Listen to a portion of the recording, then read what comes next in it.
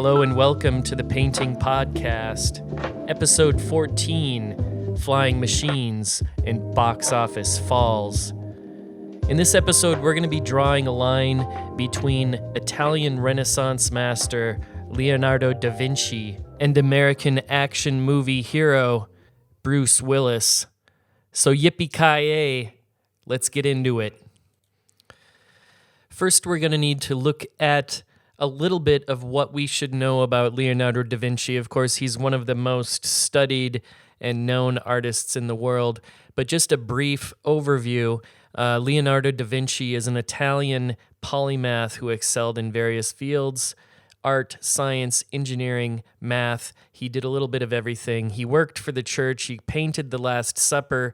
He had various notebooks that had vast collections of scientific observations, inventions, theories. He was a pioneer of engineering, so he conceptualized groundbreaking inventions, including prototypes for helicopters, which we'll get into later, tanks, submarines, and he really demonstrated his engineering prowess, which was really far above and ahead of his time. Of course, he also did a lot of anatomical dissections. So Da Vinci had meticulous anatomical studies and drawings based upon these dissections. And he kind of brought this advanced scientific knowledge of the human body that laid the foundation for modern medical understandings of how the body works. He also had this kind of mystical and strange side to him, where he made these things called the codices, which were done with mirror writing, and they're an extensive collection of notebooks called the codices, and they have a bunch of his writings and sketches, and many times he would write these with mirror writing, so he would be, writing backwards, probably to kind of add a bit of intrigue to the work. I'm not sure what Da Vinci was thinking writing backwards. It sounds like something I would do in 5th grade or something, but still cool. And when you write it in Latin, it makes it all the better. So Da Vinci also was a well-known academic at his time, so he was debating with other people and engaging in these discussions, and was a kind of a public figure and seen as a smart person that could engage on a variety of topics. One thing about Da Vinci that was really bad. No, but one thing that was kind of a shortcoming is the fact that he was a perfectionist. So he left a lot of works unfinished as well. And I don't know how long the Mona Lisa took him to create, but way too long to make one portrait. You can speed it up. But he took a lot of times on his project, and the reason I bring that up is because he was incredibly focused on perfection in his work, displaying all these scientific, inquiries that he's doing. It kind of paves the way for this, the term Renaissance man, of course, somebody who's doing engineering, somebody who's interested in philosophy, somebody who's painting, somebody who's sculpting, somebody who's making architecture, somebody who can do all of these sort of things, right? And this is all based on extremely focused study. And, obviously Da Vinci was quite brilliant that he could juggle all these disciplines as well at the same time. So now let's look a little bit at the cast of characters that had to come together in order to create the masterpiece Hudson Hawk. So the director is Michael Lehmann, and Michael Lehmann became famous for making the movie Heathers in 1988. And this became a cult classic mainly because he has this ability to kind of blend comedy, satires, and these kind of dark narratives. So he comes off, his first film is Heathers, which also has this cult-like appeal to it because of this strange intersection and ability that Michael Lehmann had at the time. The writers for Hudson Hawk are Steven de Souza, and that's the guy who wrote Commando in 1985, Arnold Schwarzenegger film, and then, of course, Die Hard in 1988. And in addition to de Souza, you're going to also have Daniel Waters co-writing the film, and that's the guy who wrote Heathers. So we have Lehman working with his original writer who writes this dark satire teen comedy, and he's working with the guy who previously wrote Die Hard and Commando. This sounds like a great idea. Who are we going to have be the main lead of this beautiful creation that these two people bring together? None other than Bruce Willis. And Bruce Willis is kind of the perfect person that encapsulates all these people's ideas because he's tough. He's known as the, John McClane in Die Hard. He's known as a tough, established action hero, but he's also kind of comedic. And of course, his past work on Moonlighting, where he played a private detective with Sybil Shepherd, he was kind of a pretty boy then. So he's got a lot of appeal in different directions and from different perspectives. Now, what does this have to do with painting? And I'm going to tell you right now, it has to do with intent. I'm showing you that the people that created Hudson Hawk were intending to make a good film, and they had all the things in place that one would consider would be needed to create a good film. So the film begins with a man riding on a donkey. He's riding up a hill, and we see a castle, and the side of the castle explodes. And inside that castle is Leonardo da Vinci, and he is working on this giant equestrian statue called the Sforza horse. Now, this was a real commission that Da Vinci wanted to do, but due to various, political problems and money problems, mainly the shortage of bronze. So there's also this aspect of Da Vinci trying to use alchemical processes to create more bronze. He didn't get to finish this statue. However, there are sketches of this statue and there's writings about it. So we know that he wanted to create it. Anyway, getting back to the film, we zoom into Da Vinci's studio, and it's this absolutely beautiful space full of all these strange alchemical processes and explosions, and there's steam-powered machines, made of elaborate woodcut patterns, all coalescing in these strange geometric patterns. And we focus in on Leonardo da Vinci, the man surrounded by all of his assistants. And he is trying to turn lead into gold. And he's doing so by using a crystal that he puts into this crystal holder thingy above one of these contraptions, and the sun comes in through the window and hits the crystal and bounces all over the place, and some fires happen. And what is melted into this little cast is then broken, and we all see that he has created gold. And this was a really common pursuit that a lot of painters would do, and they're associated with playing with mercury and playing with chemicals. Of course, now in our paints we have cadmium and alizarin and all these sorts of different chemicals. We might not really think about them, but back then artists were often exploring with all these different chemicals in order to get different colors. For instance, purple was very difficult and hard to get a hold of.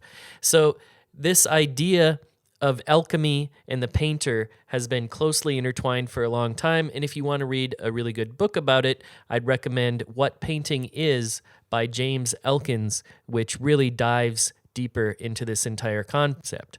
So let's get back to the movie. So Da Vinci has successfully turned lead into gold, and after he does so, he kind of thinks maybe I should, keep quiet about this idea.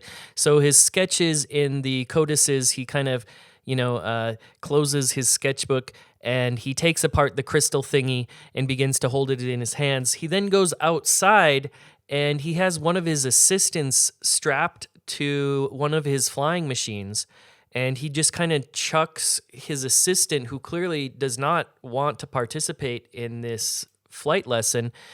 He just throws him off the side of the castle wall, basically, and he starts floating around. From there, we cut to modern day, and we're introduced to Hudson Hawk, who's just getting out of prison for cat burglary, and pretty much everybody is against him. The mafia is against him. Even his own parole officer, as he's leaving prison, is trying to convince him to rob this auction house. But eventually, he does get blackmailed into robbing this museum and the Sforza statue.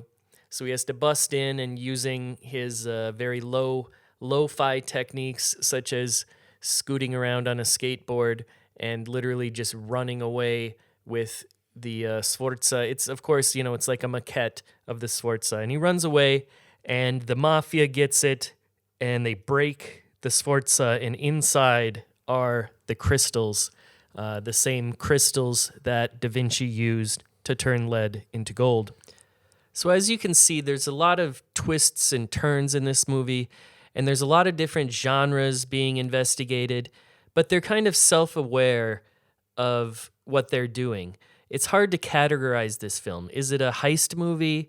Is it a comedy? Is it an action movie? Is it a spoof of an action movie? Is it a love story? It's kind of all these things at the same time. Is it a musical? They're even, they're singing songs while they're robbing these places. Instead of, timing their watches, they're singing these songs. So it takes all of these genres and blends them into this stew. And for a lot of people, they didn't like it. This did not do well at the box office. But you know what else didn't do well while he was creating was Da Vinci. Da Vinci's work was not exactly widely received well at the time it was being created. He was working locally in Florence, and his work didn't really make it out that much. And these are pretty small towns at the time. We were talking, 60,000, 70,000 people in them. And also, a lot of people thought his approach was goofy. They were like, why are you trying to put science into art, into painting? You're not a scientist. You're cutting up bodies? You're cutting up bodies and muscles and looking at them like you're a doctor or something? You're supposed to paint pictures, right? So his work wasn't exactly, while he was considered, an academic, an important member of the community, obviously, his work wasn't exactly well received at the time either.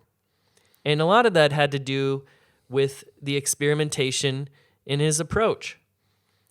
And these unorthodox techniques kind of expose how a lot of institutions operate. We might not think about them, but there's an accepted way to make paintings, there's an accepted way to make movies, and we create institutions, we create industries which perpetuate a certain way of making stuff. And when somebody doesn't make something the way that industry is supposed to make something and the way they've been making something, that also begins to intimidate people too. So other artists, other directors, they're going to pile on the hate when they see somebody creating something in an orthodox manner. Because a very ambitious vision is a direct threat to the way they create and the way they make money. So both Hudson Hawk and Leonardo da Vinci's works are born out of really ambitious visions. They aim to create groundbreaking inventions and artistic masterpieces that push the boundaries of their respective fields. And oftentimes with any sort of creative exploration, you have to be able to flop. And when we look at Da Vinci's sketchbooks, we're often thinking about how smart he was and how amazing it is that he's looking at the body in this way and taking the body apart and looking at each muscle and figuring out, oh, this muscle inserts here and then goes to there. That's all kind of amazing. And we look at his inventions like the flying machine, which of course gets recreated in the film Hudson Hawk as well. But we look at that flying machine and we might forget that that flying machine didn't work, right? When Da Vinci made it, it was still fantasy. It was still somebody just sketching in their notebook, in their sketchbook in some ways.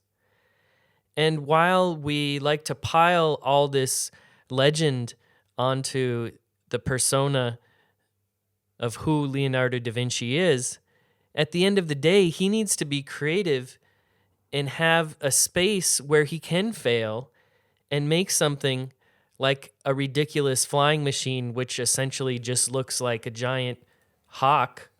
He should have that space to be able to create that sort of thing. Just as Hudson Hawk was given space and money and time and actors to create the film that they wanted to create. And sometimes when a movie like Hudson Hawk is made, or when paintings are made by Leonardo da Vinci, they get really bad reception, as we talked about. They get a mixed reception from the audience, which they're attempting to make things for. And that brings up another interesting question of who are we making art for? And when is it okay to kind of be true to your own artistic vision? And when is it okay to listen to what an audience wants? And, often with film, it would be difficult to make a film like Hudson Hawk today, because there would be so many people that would say, this is a bad idea. You should not be making this movie. And then, they would get a committee of writers in, and they would all try to write it in different ways and change the script. And they'd make it less jarring and strange, and it would probably turn into complete garbage. And all of this relates to social media as well, in the way that artists use social media today. Anybody can click on that analytics tab and look at exactly how well their last post did, and they could even be looking at information about when to post. How many times a day do you think Leonardo da Vinci would post? Do you think he would post, would he curate his feed? Or do you think he would post like pictures of his bread and butter on the table, like nicely lit in the corner of his studio? Would he mix it up like that? So we don't think about this, but it's an obvious elephant in the room where we're getting direct feedback from an audience in terms of graphics that we can look at. And we're basing our content, often, many artists are basing the content that they create based upon these metrics. Think about how that relates to artists that you look up to from the times of old, like Leonardo da Vinci or Bruce Willis in Hudson Hawk. Oftentimes it's said that works like these are ahead of their time, and a movie like Hudson Hawk gets cult-like status decades after its release, even though it was a complete flop at the box office when it came out. Da Vinci's work similarly would also get more than just a small cult status, obviously, but it would gain a lot more recognition, and it would resonate differently many years after its creation. And I don't mean this to mean that artists should hide away in their studios and refuse to engage with society and just think of themselves as, oh, nobody understands me, right? Because there is something to be said for engaging with reality and engaging with right now and with what is happening right now with your work and with the people looking at it. But at the same time, we also have to accept the reality that in 50 years, the things that you paint might be seen in a completely different way, and they might resonate in a completely different manner. Somebody might find all of your work and put together a cohesive text about it, and that brings it to life. In the case of Da Vinci, he, of course, would go on to inspire a wide range of artistic talents, including Raphael, Michelangelo, Albrecht Dürer.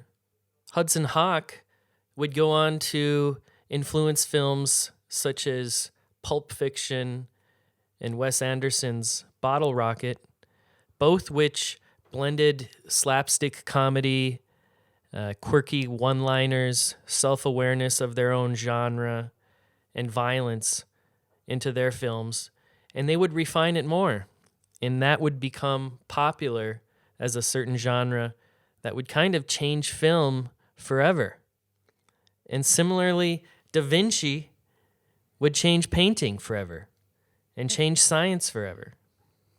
So at the end of Hudson Hawk, we see one of Da Vinci's flying machines flying off into the sky. I won't give any spoilers as to who is navigating it. But when we see that machine flying into the sky, I think it would be nice to think that this machine embodies the audacious creativity and taking risks that both Da Vinci and Hudson Hawk did in the creation of their respective works.